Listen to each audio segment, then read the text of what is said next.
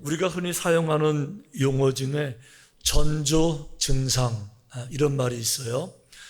실제로 어떤 일들이 일어나기 전에 그런 일이 일어날 기미가 보일 때, 그런 기미가 반복해서 나타나게 될 때 전조 증상이다, 이런 얘기 하는데, 최근에 일본이 아주 그런 전조 증상 때문에 지진에 대한 말씀드리는 건데 많이 염려하는 것 같아요.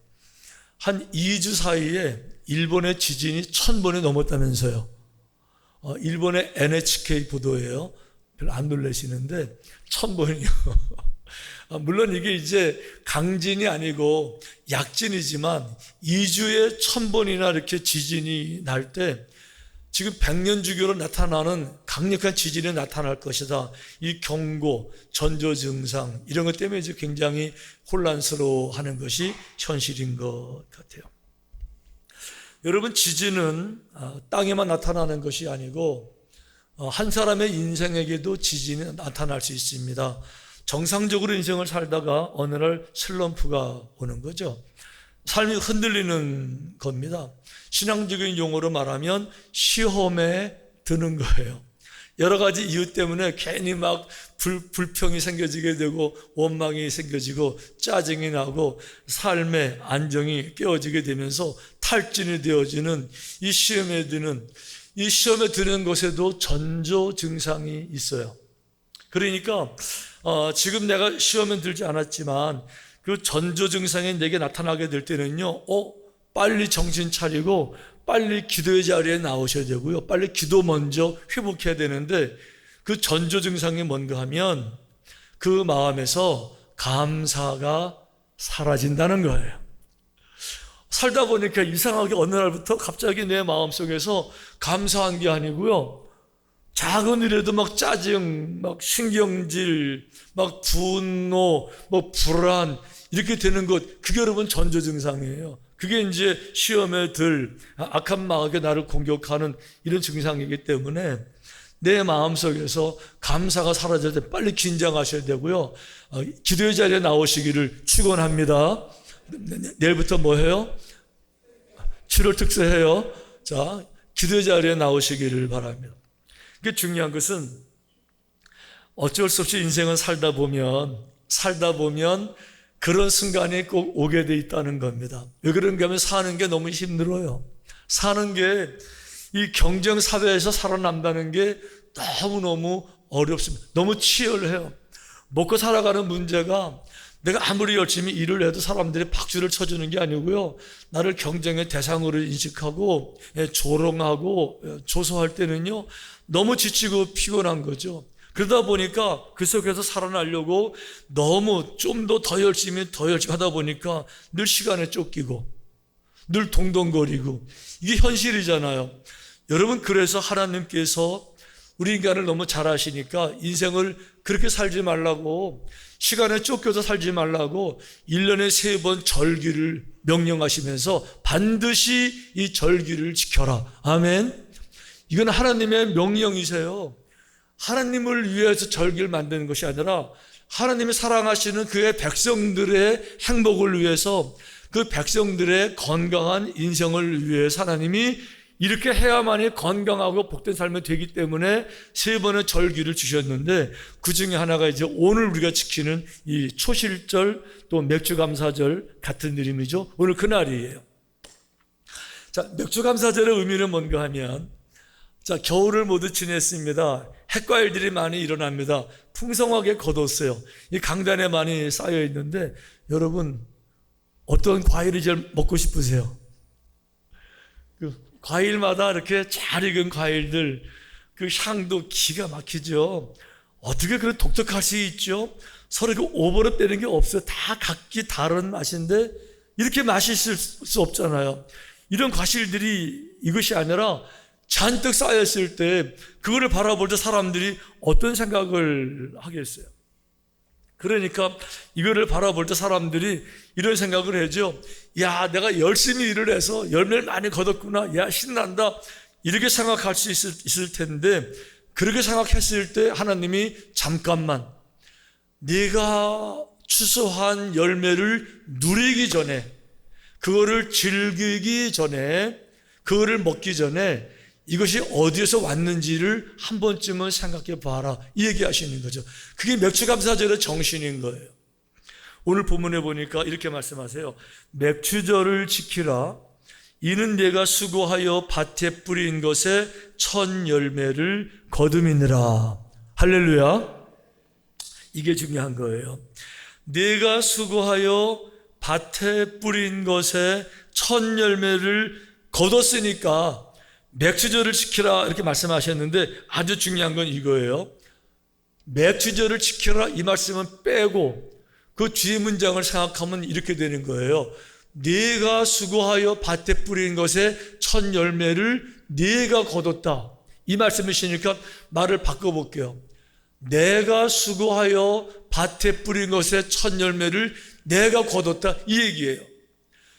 바로 이 지점이 너무 중요한데, 왜 그런가 하면 내가 뿌려서 내가 첫 열매를 거뒀을 때에 모든 사람이 같은 생각을 하는 것이 아니라, 같은 행동을 하는 것이 아니라, 바로 그 지점에서 삶의 태도가, 삶의 자세가 둘로 나눠지는 거예요.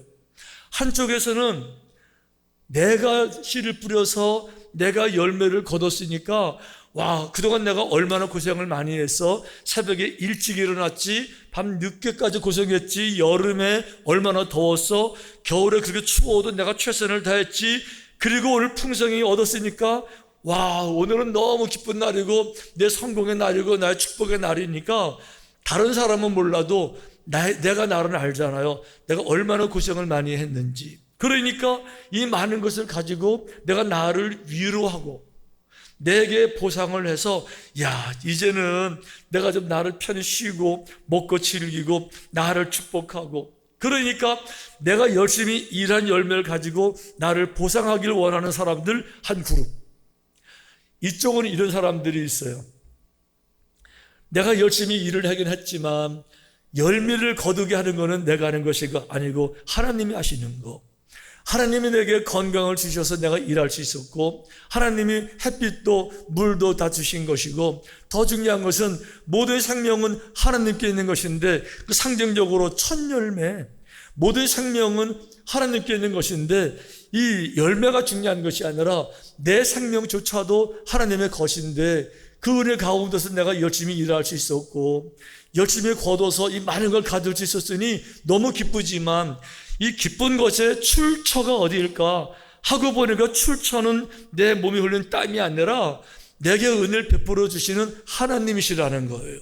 그러니까 많은 열매를 앞에 두고 기뻐하고 즐거워하기 전에 이걸 주신 하나님을 향해서 감사드리는 것, 이게 바로 맥추감사주일인 줄로 믿습니다. 이런 믿음으로 우리 인생을 살아라고 주님께서 말씀을 하고 계시는 거예요. 근데 여기서 아주 중요한 것이 한 가지 있습니다. 오늘 내가 땀을 흘리고 1년, 2년, 3년이 아니라 10년, 20년 평생을 고생해서 내가 이룬 이 사업의 열매, 인생의 열매, 가정의 열매, 내 삶의 모든 영역에서 물질뿐만 아니라 명예, 포지션, 직분할 거 없이 내게 주신 모든 것들을 생각하면서 이거를 내가 수고해서 얻었다라고 생각하는 분들하고, 내가 아니고 모든 것은 하나님의 은혜입니다, 정말 감사합니다 라고 생각하는 분들은요, 건너갈 수 없는 다리가 하나 있어요. 그것이 뭔가 하면, 정말 아무리 내가 훌륭한 사람으로 인식이 되고 존경을 받고 영광을 받고 많은 부를 이루었어도 모든 것은 하나님의 은혜입니다 라고 진심으로 마음에서 고백하는 사람들에게 없는 게 있어요. 그게 뭔가 하면 교만이에요. 그게 뭔가 하면 자기 자랑이에요. 그게 뭔가 하면 자기 뽐냄이에요. 왜 그런가 하면 남들이 볼 때는 내가 특별해 보이고 위대해 보이고 많은 부를, 영광을 가진 특별한 사람인 것 같은데, 그건 남들이 보는 시각이고, 정작 자기가 자신을 바라볼 때는 자신은 이런 은혜를 입을 만한 자격이 전혀 없는 부족함 가운데 있는 사람인데, 이런 은혜를 누린다는 것이 이게 웬 말인가, 이게 웬 은혜인가? 이런 사람이 어떻게 교만할 수 있겠어요? 어떻게 그런 사람이 다른 사람을 깔볼 수 있겠어요? 다른 사람을 무시할 수 있겠냐고요. 그러니까 이런 사람은 절대로 교만할 수 없는데, 중요한 거는 이런 마음이 변치 않는 한 그분의 인생은 계속해서 축복된 길로 롱런 계속 그 길로 걸어가게 될 줄로 믿습니다. 이 길은 달라요. 이 길은 모든 건 내가 이루었다라고 생각하잖아요. 자기 스스로를 먼저 위로하잖아요. 여러분, 구약 성경에도 그런 말 나오는데, 다윗이 왕 되기 전에 사울 왕에게 쫓겨서 도망 다니잖아요. 너무너무 억울하잖아요. 그런데 그 모든 시대가 다 그런 것 같아요. 사울 왕이 정권을 잡을 때는요, 힘 있는 사람은 다 사울 왕 편이었습니다. 그래야 이제 왕과 연결이 되면서 왕을 어떤 그 백그라운드로 삼으면서 자신의 삶을 읽어가니까. 그런데 그 시대의 실패자들, 그 시대의 낙오자들, 경쟁에서 진 사람들, 뭐 사기당하고 또 빼앗기고 정말 억울하고 이런 사람들은 갈 데가 없는 거예요. 갈 데가 없는데 다윗을 알아본 거예요. 다윗은 능력의 사람인데 지금은 쫓겨다니지만 다윗과 함께 있을 것 같으면 나중에 다윗이 왕이 됐을 때 우리가 한 자리 할 수 있겠네, 이런 마음을 가지고요, 그 시대의 실패자들이 다윗에게 몰려드는데 이런 사람들이 모여왔어요. 환난당한 모든 자와 환난을 당했어요. 뭐 병들고 사업 망하고 뭐 쫓겨나고 이런, 거기다가 빚진 자 다 빚져가지고요 먹고 살 수가 없습니다. 땅 뺏기고요, 뭐 자기 뭐 집 뺏기고요, 자식들 노예로 팔아야 되고요, 빚진 자들입니다. 그 마음에 원통한 자들이에요. 온갖 억울한 거, 상처들 가득 차 있습니다. 이런 사람들이 모였습니다. 그럴 때 그는 그들의 우두머리가 되었는데 그와 함께한 자가 400명 정도가 되었어요.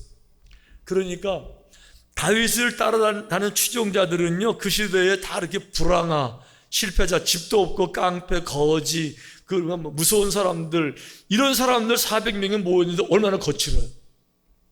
다윗이요, 그들이 그런 모습으로 왔는데 다윗에게 오자마자 다윗이 하는 게 있습니다. 하나님의 말씀을 가르쳐요. 그래서 옳고 그름을 가르칩니다. 선과 악을 가르칩니다. 이래가지고 온 사람들은 죄 가운데 왔는데 오게 되면 더 이상 죄를 못 짓게 하는 거예요. 악을 버리고 그리고 의로 훈련시키는 이런 군대를 만들어가는 과정에 지금 있습니다. 문제는 뭔가 하면 다윗은 가진 게 없다는 거예요. 400명을 먹여 살려야 돼요. 돈이 한 푼도 없어요. 얼마나 어렵겠습니까? 그런 찰나에 지금 다윗이요, 이스라엘 한가운데는 못 삽니다. 사울왕이 쫓아오니까. 그러니까 블레셋 변방에 국경 근처에 진을 치고 숨어 있는데, 왜 그런가 하면 사울왕이 오게 되면 국경 너머로 도망가야 되니까 국경 근처에 지금 진을 치고 있는 거예요. 하필 그 옆에 나발이라고 하는 큰 부자가 살았는데 그 부자는 양이 수천 마리나 됩니다. 근데 문제는 뭔가 하면 양이 아무리 많아도요, 블레셋 국경에 가까우니까 군대가 쳐들어가 자꾸만 양을 훔쳐가고 뺏어가고, 또 근방에 도적, 산적들이 계속 양을 훔쳐가고, 더 중요한 거 맹수들이 와서 양들을 잡아먹고 이렇게 하니까 이게 보통 신경 쓰이는 게 아니에요. 그런데 다윗 400명의 사람들이 자기 목장 바로 옆에 진을 치고 있으면서 자기 목장을 도와주고 있는데 다윗이 절대 가서 양서리를 못하게 한 마리도 양을 빼앗아오게 되면 직결처분이에요. 그러니까 이 무서운 사람들이 있었지만 이 목장에 전혀 해를 당하지 않고 안전하게 지킴을 받는 거예요. 더 중요한 거, 400명의 군대가 지키고 있으니까 블레셋의 나쁜 사람들이 와서 양을 못 뺏어가는 거예요. 얼마나 좋아요. 더 중요한 거, 맹수들이 오지를 못해요. 뭐 곰, 늑대 이렇게 오게 되면 잡혀서 먹으니까, 이래가지고 그 나발의 목장이 얼마나 잘 됐는지 양새끼를 한 마리도 잃어버리지 않냐고 수천 마리가 너무너무 잘 자라가지고 이제 양털 깎는 날이 온 거예요. 양털 깎는 날이 되게 되면 동네 축제입니다. 그래서 지나가는 사람들을 모셔서 밥도 먹이고 동네 잔치니까 그날을 기다려서 다윗이 자기의 부하들을 정중하게 보내요. 그동안 우리가 있어서 여러 목장이 안전하게 이렇게 잘 진행이 되고 잘 자라가지고 오늘 양털 깎는 날 축복의 날을 맞은 거를 막 아실 겁니다. 그동안 우리가 양 한 마리도 신세진 적 없기 도움을 드렸으니까 오늘 즐거운 날이니까 양식을 좀 나눠주시면 좋겠습니다. 정중하게 편지를 써가지고 보냈는데요, 이 나발이 그 말귀를 못 알아들은 거죠. 왜 그런가 하면 오늘날 내가 이런 부가 너무 감동적이에요. 이 수천 마리 양이 한 마리도 안 죽은 거예요. 그리고는 너무너무 잘 자라서 토실토실 살쪘고요. 그 양털로 덮였는데, 와, 이거 깎아서 팔게 되면 뭐 부자의 가부의 부가 너무 감동이고요. 세계를 다 가진 것 같아요. 눈에 보이는 게 없는 거예요. 무서운 사람이 없는 거예요. 그런데 와가지고 음식을 나눠달라고요? 교만한 생각이 들었어요. 저 도망자 주제 무슨 건방지게. 왜요? 내가 훌륭해 보였거든요. 내가 수고한 거잖아요. 내가 지켰다고 생각한 겁니다. 그래서 그 부탁을 거절해요. 거절만 하는 게 아니고 그 의시되면서 그 교만한 마음으로 다윗보다 자기가 윗사람인 것처럼 무시하면서 이렇게 얘기를 합니다. 나발이 다윗의 사환들에게 대답하여 이르되 다윗은 누구며 이새의 아들은 누구냐. 무슨 얘기죠? 이 나발이 다윗을 잘 알고 있는 거예요. 아버지 이름 그 이새도 알아요. 지금 잘 알고 있는 거. 더 중요한 거는 다윗 때문에 자기가 잘 된 거 너무 잘 알고 있는 거예요. 그런데 감사는 고사하고 요즘에 각기 주인에게서 억지로 떠나는 종이 많도다. 그러니까 사울왕이 다윗을 잡으려고 하는 것을 합리화시키면서 다윗이 잘못해서 쫓겨다니는 거야. 이래가지고 이제 보낸 거예요. 그러니까 이 전달을 받은 400명 안 그래도 지금 막 눌릴 대로 눌리고요. 지금 이 마음은 원통하고 복수할 때 찾고 이런 사람들인데 다윗의 지도력 때문에 눌려있다가 이 말을 듣는 순간에 완전히 뚜껑이 열렸어요. 400명이 성경 읽어보세요. 한순간에 뚜껑이 확 그래가지고요, 각자가 그냥 칼을 다 차고요, 말에 쫙 올라타고요, 진격! 목표가 뭔가 하면 음식이 아니라 나발 진멸. 이게 목표예요. 나발을 죽여버리고 그 가족을 싹 죽여버리고 그 양을 차지하자. 이래가지고 400명이 와 흥분해가지고 막 달려가는데 나발은 뭐 한 줄 아세요? 아까 말한 거, 그동안 내가 열심히 일을 해서 양들을 잘 키워서 오늘 양털 깎는 날이 됐으니까 얼마나 축복이냐, 얼마나 기쁘냐, 얼마나 좋은 날이냐. 그러니까 그동안 수고한 나를 보상해야지. 이래가지고 자체 파티를 만들고요, 술을 얼마나 먹었는지 그날 밤에 취해가지고 그냥 골아 떨어져가지고 그냥 인사불성이 됐어요. 이래가지고 그냥 자고 있는데 군대가 지금 몰려오는 거죠. 이 얘기를 나발의 부인이 듣습니다. 그리고는 정신이 번쩍 나서 갑자기 음식을 잔뜩 만들어 가지고요, 막 몰려오는 다윗 앞에 나가서 음식을 진열하고 거기에 엎드려서 절을 하고 사죄하고 용서를, 정말 죄송합니다, 죄송합니다, 죄송합니다. 우리 남편이 어리석어서 그랬습니다. 정말 죄송합니다. 이 음식 가지고 왔으니까 이거 받으시고 노염을 풀어주세요. 이러면서 그 부인이 정말 땅에 얼굴을 대고 사죄하고 용서를 구하는 거예요. 그 바람에 다윗의 분이 풀렸어요. 이래가지고 음식 가져갔는데 다음날 아침에 나발이 술이 깨서 그 얘기를 들었을 때 얼마나 충격을 받았는지, 너무 충격을 받아가지고 얼굴이 하얗게 변하더니 쓰러졌어요. 충격을 받고 쓰러졌어요. 그리고 열흘 만에 나발 죽습니다. 근데 중요한 게 이게 지금 나발 얘기하는 게 아니라는 거예요. 우리 얘기한다는 거예요. 한 마리 양도 상하지 아니하고 이렇게 풍성하게 많은 열매를 얻었으면 출처 누구 때문에 이게 가능했을까를 조금만 생각해 봐도 왜 감사한 마음이 없겠어요. 그런데 그것이 아니라 내가 수고했으니까 내가 보상을 받아야 돼. 거기에만 올인하다 보니까 감사 사라지게 되고 내가 높아지게 되고 나만 보상을 받고 그러는 가운데 하나님은 점점 멀어지고 관계 끊어지게 되고 결국 하나님 은혜가 끝나지게 될 때는 그런 불행한 삶을 살게 될 수밖에 없는 거죠.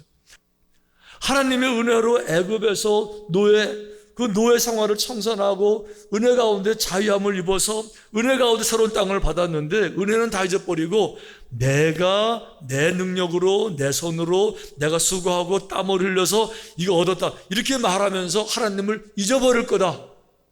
그러니까 그렇게 하지 말고 이 말씀을 기억해라 라고 말하면서 바로 다음 절에 내 하나님 여호와를 기억하라. 언제요? 많은 재물을 얻었을 때 그가 내게 재물 얻을 능력을 주셨습니다. 재물을 내가 얻었다고요? 아니요. 재물 얻을 능력을 주신 분은 하나님이세요. 재물 얻을 조건을 주신 분은 하나님이세요. 재물 얻을 환경을 만들어 주신 분도 하나님이세요. 하나님께서 노예에서 불러내서 새로운 땅의 주인으로 삼아 주셨는데 이 많은 축복을 받았을 때 축복을 즐길 줄만 알았지 축복이 어디서 왔는지 출처를 생각하고 감사한 이런 마음을 갖지를 못했던 거죠. 결국 여러분 이것 때문에 이 중요한 말씀이 있음에도 불구하고 이스라엘 백성들이 이 말씀대로 경각심을 갖지 못하고 자신들을 돌아보지 못해서 정말 이 말씀대로 자기들이 부강한 나라가 됐을 때 하나님을 잊어버립니다. 하나님을 잊어버리고 멀리하고 우상을 섬기면서 이사야, 예레미야, 아모스, 호세아 그렇게 돌아오라 마지막까지 안 돌아오고 결국은 바벨론의 포로가 되는 건데 이게 지금 이스라엘 말하는 것이 아니고 다 우리들 얘기하는 거 아니에요. 오늘 내가 이런 모든 걸 바라볼 때 내가 얼마나 많은 수고했나 거기 집중하면서 내가 했으니까 자신을 위로하는 것으로 끝나는 거. 그러면서 축복이 더 이상 이어지지 못하게 되고 성공이 아니라 더 큰 아픔으로 전락되기도 하고 이게 반복되고 있잖아요. 중요한 거는 재물뿐만 아니라 재물 얻을 능력을 주실 뿐만 아니라 더 중요한 거 내 생명까지도 주님께서 주신 줄로 믿습니다. 이거를 믿는 것이 정말 믿음이에요. 여러분 가운데 근심 없는 분은 안 계세요. 저도 어제 어떤 얘기 하나 들었는데 마음에 근심이 되더라고요. 갑자기 제가 이렇게 기분도 나빠지려고 그러고 염려되면서 아니 왜 그렇게 했어 이렇게 막 원망도 오르고 그럴 때 막 정말 걱정이 되더라고요. 제가 아는 말씀이 있어요. 아무것도 염려하지 말고 다만 모든 일에 기도와 간구로 너희 구할 것을 뭐로? 감사함으로 하나님께 아뢰라. 제가 이 말씀이 기억나서 얼른 제 걱정을 버렸어요. 얼른 근심을 버렸어요. 그리고 하나님 근심이 되긴 되는데요. 말씀에 순종해서 제 근심을 버리고 감사함으로 기도합니다. 제 근심한 것이 이루어지지 않게 근심대로 진행되지 않게 오히려 협력해서 선을 이루게 해주십시오. 할렐루야. 그리고 근심을 버렸더니요 당장 마음의 평화가 찾아왔죠. 여러분 똑같아요. 여러분들 마음에 염려하는 거 있어요?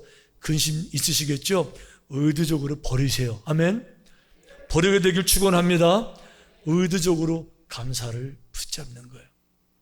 그 이어령 씨가 정말 최고의 지성이지만 평생 무신론으로 살다가 노년에 예수님 믿고 정말 회개하고 주님 만나고 은혜 가운데 가셨는데 그분 쓴 책에 이런 얘기 있더라고요.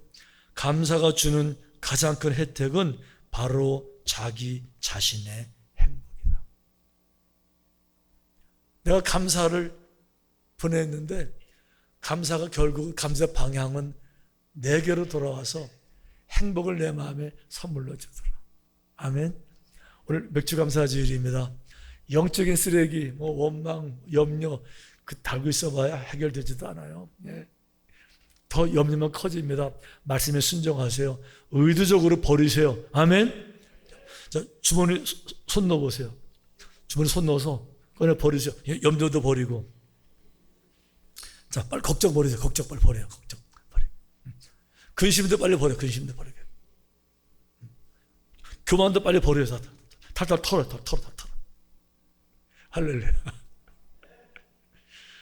주께서 함께 하시기를 주님의 이름으로 축원합니다.